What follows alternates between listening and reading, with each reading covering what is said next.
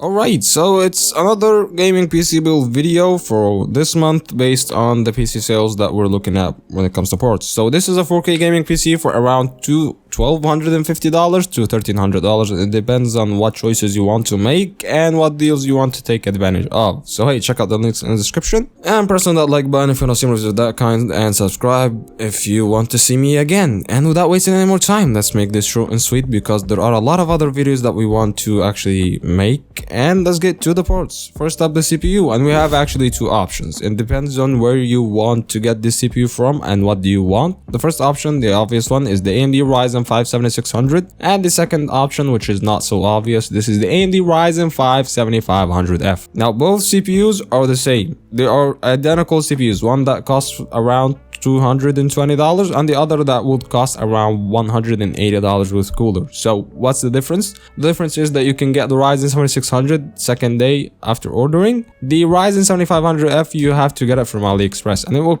take around 2 weeks usually to get it if you're in the US, and around 2 weeks if you're any other place in the world. So yeah, I'd leave that to you, but if you want to save money, I would 100% recommend go with the 7500F. It's the same CPU, it will provide the same performance, and yeah, you're not missing out on anything. But both GPUs will support AM5 socket. You don't need any BIOS updates, and it will run just fine with the GPU that we have with no bottlenecking. Now next up for the board, we're looking at the Gigabyte A620M Gaming X. This one goes for around $110. It's got decent VRMs, it's got 4 RAM slots, got PCIe, I believe 4.0 support. So there is nothing to worry about there, and it will get the job done. It supports all the way up to the 7800X 3D or even the really power hungry and super hot CPUs like the 7900X. You don't have to worry if you decided to go with this board. So yeah, it's got everything you actually need. Or you can cheap out and go with the A620M-S2H, but the BIOS in this board isn't that good and you'll have some limitations here and there. So yeah, I'd leave that to you 100%.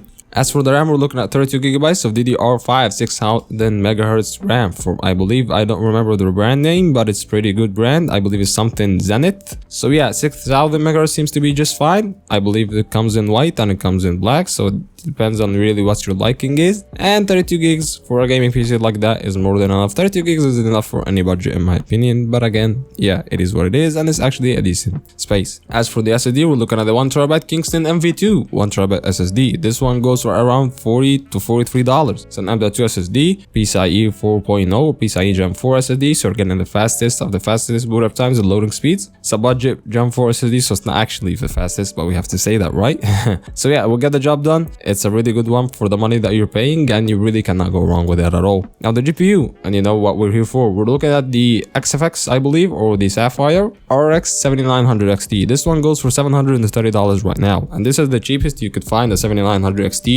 This is a really competitive price in my opinion. I suggest you actually take a look at it. So yeah, I would 100% leave that to you. The 7900 XT performs as the 4070 Ti, but the 4070 Ti right now goes for around what? I believe around $800. So yeah, going with the $80 to $100 cheaper GPU that will perform the same if not better, I believe that's something, but you are missing out on the ray tracing capabilities. But if you don't care about ray tracing, I believe this is the GPU for you. Now the power supply, you know what it is. We're looking at the EVGA 700 watt bronze rated power supply. This is the power supply to go for these high-end builds, and it goes for $75. It's got really everything you need, and the PC itself is not that power hungry. It only consumes around 500 watt when it comes to load gaming. So yeah, you got nothing actually to worry about there. The case, we are cheaping out since we want to make this PC around $1,200 or $1,250, so we gotta go with the Bitfinex Nova Mesh case. This one goes for $60. It's got decent ventilation, it's got okay cable management for a PC like this, and you really are gonna like the way it looks. There was a recent video on Toasty Bros showing this case, and it looks really good in my opinion. So yeah, that's been it. If you like the video, press on that like button. If you want to see that, subscribe, and I'll see you in the next one. Peace.